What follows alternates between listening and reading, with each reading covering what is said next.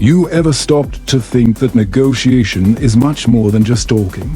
Imagine if you could turn any conversation into a successful agreement by simply adjusting how you perceive, communicate, and handle emotions. Want to find out how? Yuri and Roger Fischer are the creators of the Harvard Negotiation Project. In their book Getting to Yes, they discuss that the main mistakes in negotiations rise from three areas: how we perceive things, how we communicate, and how we deal with emotions. Let's start with perception. People do not see the world in the same way. Each one perceives through their own experiences. It's as if everyone has a filter in front of their eyes, similar to what narrators use in recordings. Everything you say passes through this filter and is interpreted according to each person's unique viewpoint. Look how the same situation can be viewed very differently. Tenant: I always pay the rent when she asks. Landlord: she never pays until I ask. Tenant: the rent is too high. Landlord: I haven't raised the rent in ages. Tenant: she is super cold and never asks how I am. Landlord: I'm understanding and respect the tenant's privacy. Here are 5 tips to tackle the challenge of perception. 1. Don't let fears shape your assumptions. Often, people believe that what they fear is the intention of the other party. Imagine a situation where, after a meeting at a bar, a man offers a ride and ends up taking the woman down an unfamiliar path, explaining that it's a shortcut. He drops her off quickly enough for her to watch the 10 p.m. news. Why can this be surprising? Because our assumptions are shaped by our fears. It's easy to interpret the other person's actions negatively. 2. Talk openly about how each person perceives things. Say something like, "This is my perspective, and yours. What is it?" 3. Put yourself in the other person's shoes. How you see the world is influenced by your position. It's not enough to study the other party as if they were insects under a microscope. You need to understand what it's like to be like them. 4. Don't blame them for your frustrations. Instead of saying you didn't keep your word, try, "I felt disappointed." Instead of using terms like "you're racist," opt for "I feel discriminated against." This conveys your message without triggering a defensive reaction. 5. Include them in the development of solutions. If the other party feels excluded, they're unlikely to accept the solution.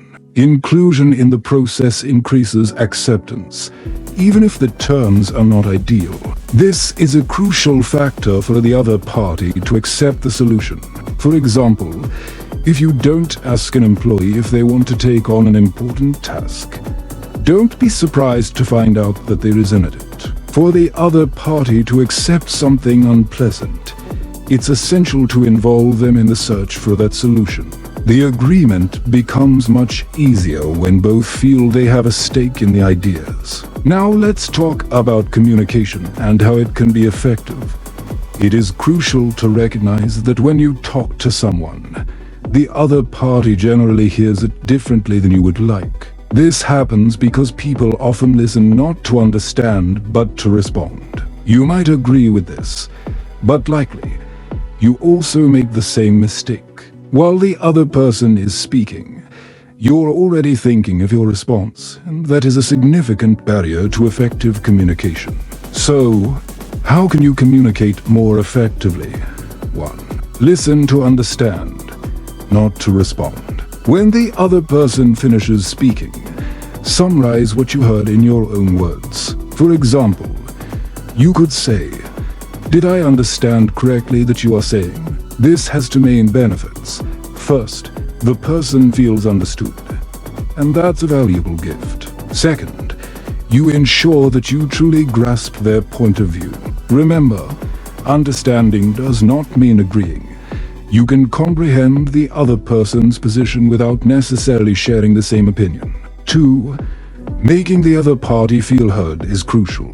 If the person doesn't feel understood, they're likely not going to listen to what you have to say. And while you're trying to explain yourself, they might think you didn't grasp what they said. leading to a vicious cycle of misunderstandings. 3. Ask for feedback and summaries. When you speak, ask the other person to summarize what you said. Can you summarize what I just said to ensure I explained myself well? This prevents the conversation from becoming a battle of arguments and keeps the focus on mutual understanding. In summary, remember these 3 key points. 1. Listen to understand. 2. Summarize what you heard. 3. Requesting a summary helps ensure that both parties perfectly understand the communication. By following these tips, it will be much easier to create a productive dialogue and avoid misunderstandings. Let's explore the issue of emotions in conflict situations and how to handle them effectively. In a tense environment, feelings often carry more weight than words. Parties may be more willing to fight than to reach a consensus, and intense emotions can quickly disrupt any negotiation. Here are some useful approaches to manage emotions during these moments. 1. Speak openly about your emotions and inquire about theirs. It's important to express the feelings involved in the situation. You might say something like, "Our side feels mistreated and very upset. We fear that an agreement won't be upheld, even if we reach one. Rational or not, that's how we feel. I believe our fear may be unfounded, but that's how we are right now. Do the people on your side feel the same?" This communication helps open an emotional channel and humanize the interaction. 2.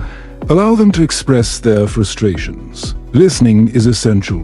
People feel relieved just by venting their dissatisfaction to someone who is actively listening. For example, if you have a bad day at work, you might want to vent to someone, but if you're ignored or avoid sharing, that just increases frustration.